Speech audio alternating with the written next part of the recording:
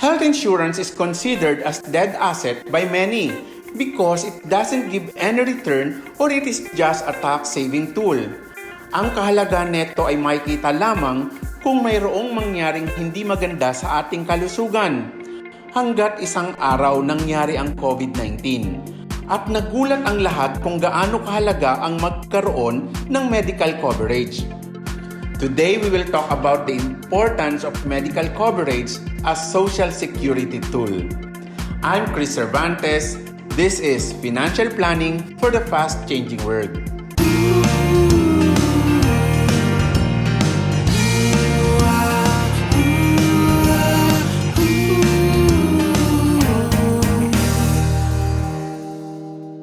Naniniwala ako na ang pagkakaroon ng medical insurance ay napakahalaga sa isang matibay na pundasyon ng personal finance. Hindi matatawaran ang pagkakaroon nito na kung sa biglaang pagkakataon, nasugod ka sa ospital at kinakailangan mo ng mamahaling pamamaraan upang isalba ang iyong buhay. Ngunit sa kabila ng kaliwat ka ng paalala ng mga financial advisors ng pagkakaroon ng health insurance, marami pa rin sa atin ang binabaliwala ito. It has suddenly gained limelight after COVID-19 pandemic. Marami ang biglang nagtanong kung covered ba ang pagkakasakit gawa ng virus na ito at bigla ding dumagsa ang bilang ng mga taong nagtatanong kung paano ba magkaroon ng mga coverage. Bakit nga ba kinakailangan pa natin ng ganitong pangyayari upang maintindihan ang kahalagahan ng pagiging handa financially sa mga ganitong pagkakataon? It is mainly because our brains are not wired for risk. We feel nothing will happen to us, and thus insurance doesn't occupy a space in our wallet share, so as to speak.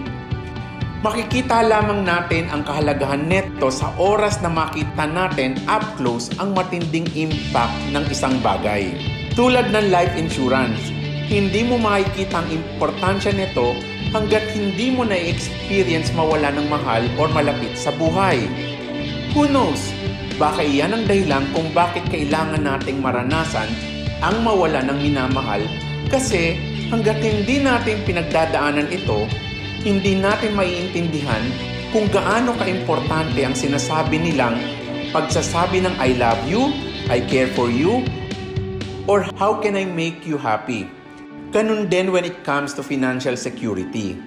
Hindi mo maiintindihan ang direct impact nito hanggat ikaw mismo ay ma-experience mo ito or direktang makita sa malapit sa iyo.